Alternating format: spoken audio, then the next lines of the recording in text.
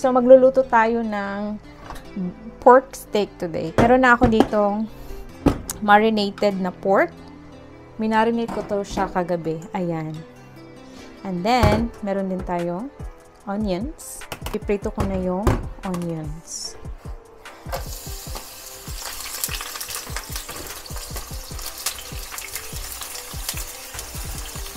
Buksan ko na yung bintana. Kasi maingay kasi yung exhaust fan. Baka hindi nyo ako marinig. Ilagay lang natin dito. I-separate muna natin siya.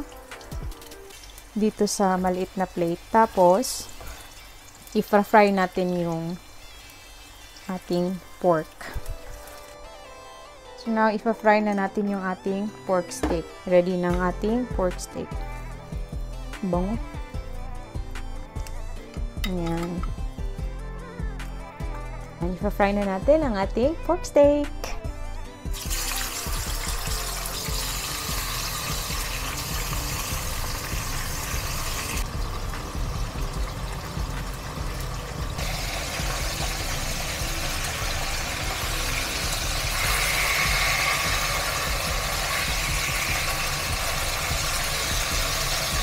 Okay na to.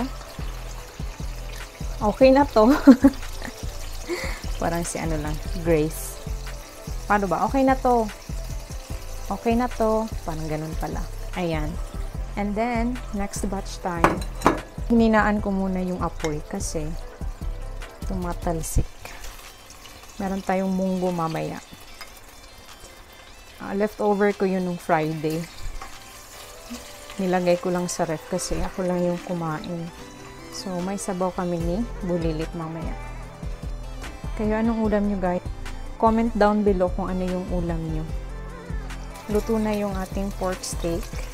By the way, shout out pala kay Papa K for making this t-shirt. Meron siyang Oh My Gosh, Mama Leia TV. Ayan, diba? Ang galing ni Papa K. He made it for me.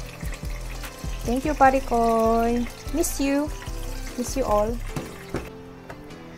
Naglagay ako ng konting olive oil para i-fry natin yung garlic. Wala na siyang marinade sauce na natira dun sa sa ating marinade.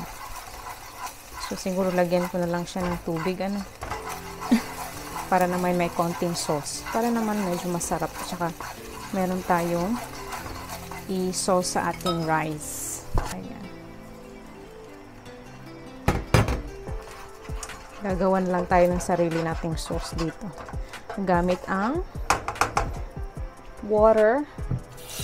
At saka, lagyan ko na lang ng toyo. Tikman ko na lang ito kung baka kahit baka may lasa na to. Wala. Kanya-kanya tayong trip sa ating pork steak. So, huwag niyo akong i-judge sa pork steak ko kasi pork steak ko to. Ayan, konting lang, oyster sauce para naman magkakulay yung ating yung ating pork steak. So, ipapakita ko sa inyo mamaya yung ating pork steak pag naluto na, okay? At saka titikman natin. Luto na ang ating pork steak at yung sinabi ko kanina na meron akong munggo. Ayan yung munggo ko. Munggo. Yung nilagay ko dyan is giniling and then nilagyan ko ng kalabasa. Ayan lang. Yan lang yung trip ko sa aking munggo.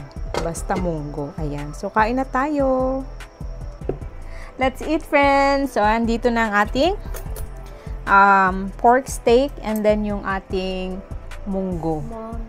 Yeah? Garlic. Yeah. It's onion. So, ayan. So, meron akong rice. Konti lang yung rice ko. Usually, hindi ako nagra-rice pag dinner time. Pero, minsan lang. Minsan lang akong magra-rice pag dinner. Ayun, lagyan natin ng konting sauce. Make it near your plate if you want soup. So, kami lang dalawa ng anak ko kasi nasa business trip yung asawa ko. Ayan. So, tikman natin yung pork steak natin kung masarap. Tsaka meron din akong juice. and yung aking water. Tikman natin kung masarap ba siya. Is it good? Did you try it? Not yet? Anyways. So, itadakimasu.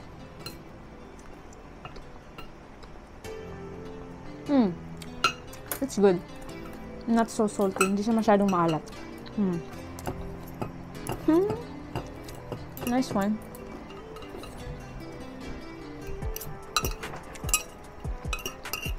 Perfect talaga siya sa rice.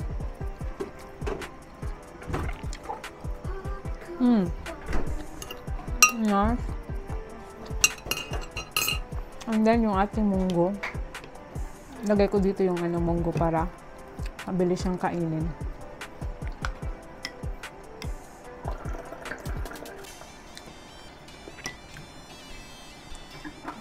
Ayan.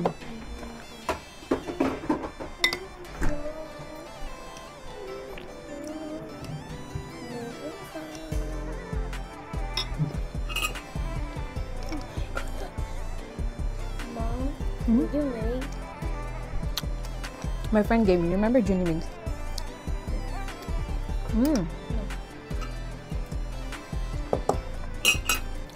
Sarap.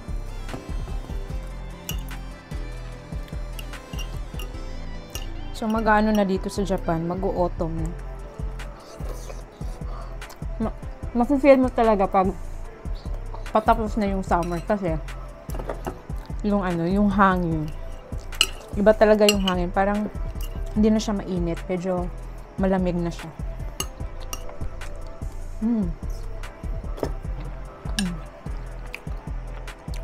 Tapusin lang namin yung hapunan namin. Ito pala yung dinner namin for today, for tonight. And tapusin lang namin to, and then we'll see you guys on our next vlog. Thanks for watching. Bye-bye.